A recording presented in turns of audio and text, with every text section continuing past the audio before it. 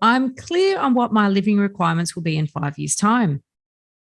Now, that goes back to the example Megan was just talking about, which is, a student, an early student who was like, oh, in 5 years' time, I'm not going to be here.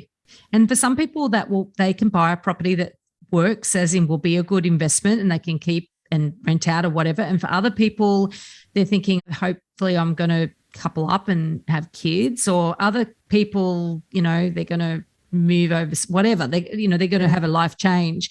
And of course we can't all 100% know what we're going to be doing in 5 years' time, but I think that you need to sort of know where your life's heading. Because my first property, I've told this story on here before, but I bought a studio apartment. It's my first property, 36 square meters, right? And then in that first year I coupled up with someone, and there was no way two people could live in there.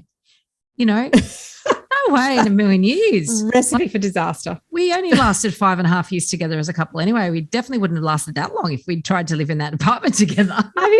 Maybe being in something too small would actually short circuit it would have been better in retrospect. Yeah, I could have saved, just that. I could probably save 5 years.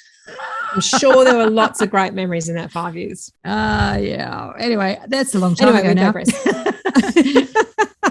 But point being made is don't just buy for your circumstances now. And we talk about life stage.